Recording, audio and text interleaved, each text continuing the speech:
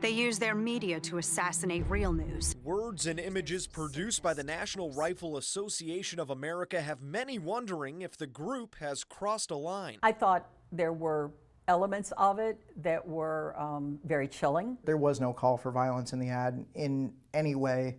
I couldn't even loosely interpret it that way. The 1-minute video narrated by conservative radio host Dana Lash has been shared nearly 50,000 times since the NRA posted it to its Facebook page in June. It condemns the actions of a group Lash only refers to as they. They use their schools to teach children that their president is another Hitler. Shows images of protesters. To smash windows, burn cars, shut down interstates and airports. Defends law enforcement. The only option left is for the police to do their jobs and stop the madness. And ends with this cryptic message. Fight this violence of lies with the clenched fist of truth.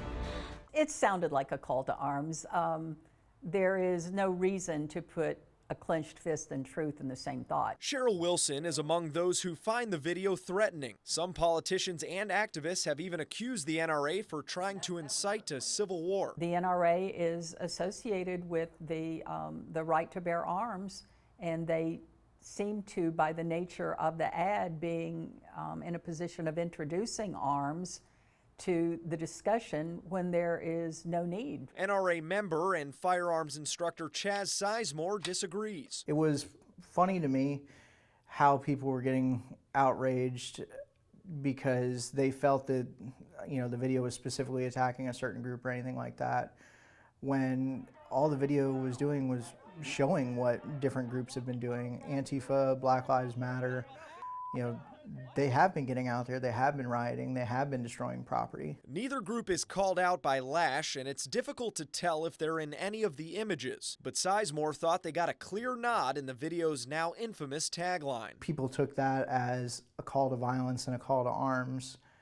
And again, a little hypocritical, because what is the Black Lives Matter logo? It's a closed fist with the word resistance below it. Brian Ellis helps organize many of the local rallies with the group Answer Suncoast. He feels the video mischaracterizes protesters. The protests around the country are peaceful, 99% peaceful. The mass movements don't employ violence at this, right now, and so it's kind of a lie. They're turning it around. He interprets the same message from the video as Connecticut Senator Chris Murphy, who tweeted, "I think the NRA is trying to shoot us." People should take up guns in order to defend themselves against left-wing movements. Local attorney Jeff Young believes assertions like these are overblown. The video, he says, is like thousands of others the NRA produces for its online audience. The irony is that in this particular case, the extreme backlash against this ad has really given it more exposure than it ever would have gotten if people had just